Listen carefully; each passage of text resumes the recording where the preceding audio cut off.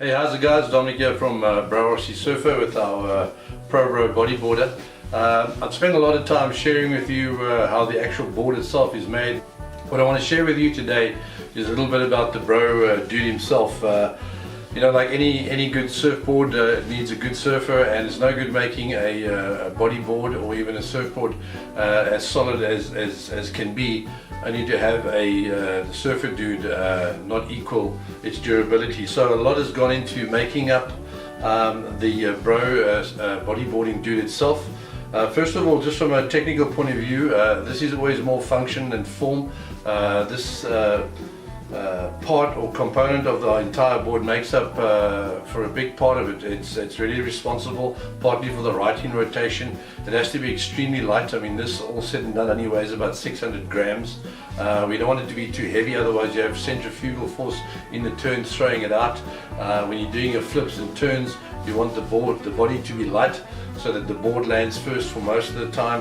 And yet it still has to be seriously durable. We want the thing to be very flexible, like you can see this is. So when you're hitting through the surf, when you're landing back in the water after a 10-foot jump, you want it not to break. I mean, that's the most important thing. I mean, you've seen in the videos how this dude is able to land on the beach, land in the surf from big jumps. You've seen how it's been able to penetrate through thick lips at flat out speed, and it takes quite a bit of work, and it also takes quite a bit of design, and it's taken some serious development to get this far. So just to share with you the basic components that make this up. I mean, first of all, it's not just a simple foam doll as some people seem to think it is or relate to it as. It's actually made up of several components. The first core component, excuse the pun, is that inside it we actually do have a polymer core. This is an ABS plastic that we vacuum mold. Originally I used to make these out of fiberglass. Obviously we're trying to speed up processes now and also make it more affordable. But this polymer has been well tested. I've run it in quite a few of my recent bros and it works extremely well.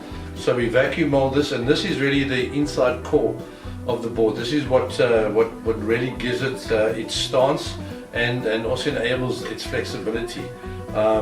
There are fixing points on the board. There's a center fixing point at the back here, and there are two fixing points in the front, and that's why the core is also all important, because if we didn't have that there, it would simply, I suppose, pull through the foam. What we do then once we have the core is that we have this product. This is called an SPX.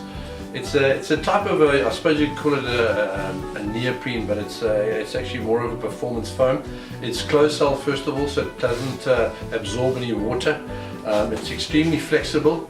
Okay, it's also what we call high density, so it's got a very dense makeup, and it's extremely strong. You can see here, even if I'm trying to pull as hard as I can on this, okay, it's not going to break. Okay, so this is an SPX product we use.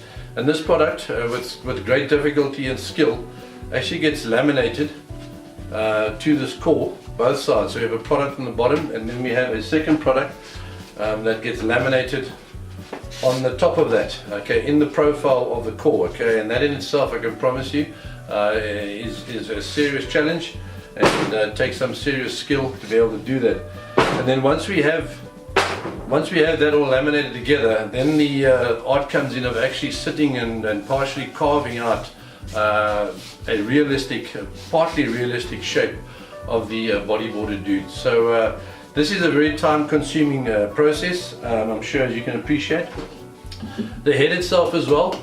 This is also a high-density polyurethane foam that we cast in a silicone mold. The head has to be super light as well, because you don't want to have a heavy head flicking around when you're in the turns, and the head also helps with its buoyancy. So when the board's upside down, the head also helps bring the board around so that it can self-right itself. So this is a closed-cell polyurethane foam. It's molded and then it's lovingly painted and decorated to your choice of color of hair, and even sometimes the degree of color of eyes for clients who want that detail.